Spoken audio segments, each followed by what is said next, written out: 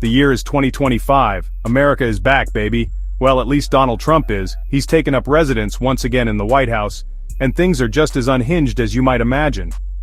On February 24th, televisions in the hallowed halls of the U.S. Department of Housing and Urban Development flickered to life with an image so bizarre, so unexpected, that it could only be described as pure, unadulterated Trump-era chaos.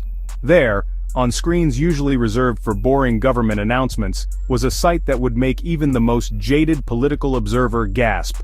An AI-generated video of Donald J. Trump, in all his orange-hued glory, engaged in an act of toe-sucking. The toes in question, none other than those belonging to his tech whiz confidant, Elon Musk. The video, as you might imagine, didn't last long. But in the fleeting moments it graced those HUD screens, it sent shockwaves through the corridors of power. This wasn't just some prank, some college dorm room shenanigans. This was a full-blown assault on decorum, on the very idea of American political dignity. Who could have done such a thing?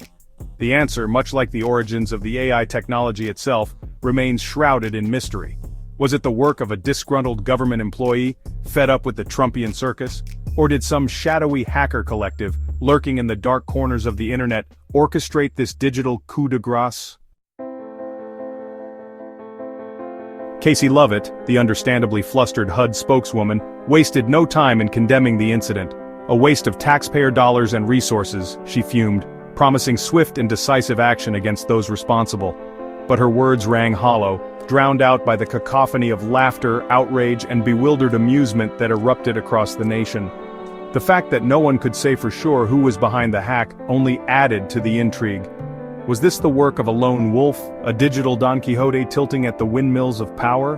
Or was there a more organized force at play, a cabal of tech-savvy dissidents determined to expose the absurdity of it all?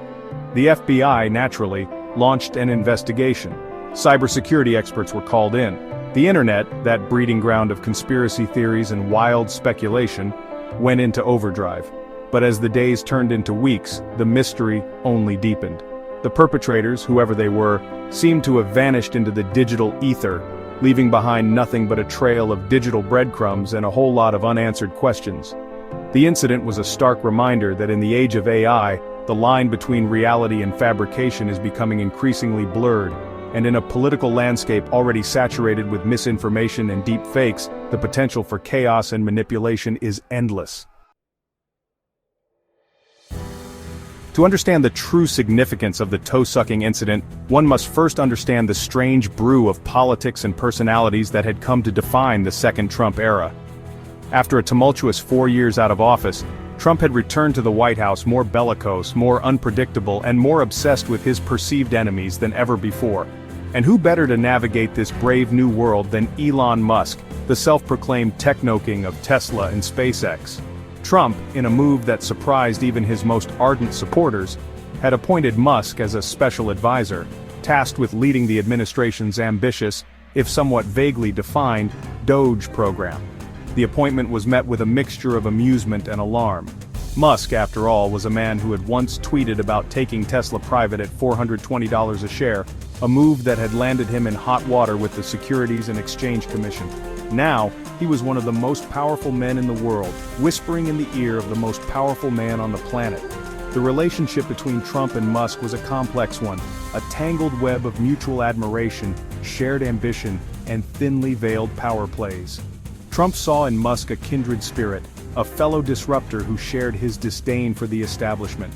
Musk, for his part, seemed to relish the access and influence that came with being close to the president. The toe-sucking video in this context was more than just a crude prank. It was a potent symbol of the bizarre and often unsettling nexus of power, technology, and personality that had come to define American politics. It was a sign, perhaps, that the inmates had truly taken over the asylum. The video quickly went viral, spreading like wildfire across social media. On X, the platform formerly known as Twitter, the hashtag #ToeGate was trending within minutes. Memes were created, shared, and endlessly remixed. Late-night talk show hosts had a field day. The incident also had serious implications for the future of American democracy. If a crudely made AI video could cause such a stir, what did that say about the vulnerability of our political system to more sophisticated forms of disinformation? As the lines between reality and simulation continued to blur, how could we be sure that what we were seeing was real? The toe-sucking incident in the end was a stark reminder that we are living in strange and uncertain times. The old rules no longer apply. The future is unwritten, and the only thing we can be sure of is that it's going to be one hell of a ride.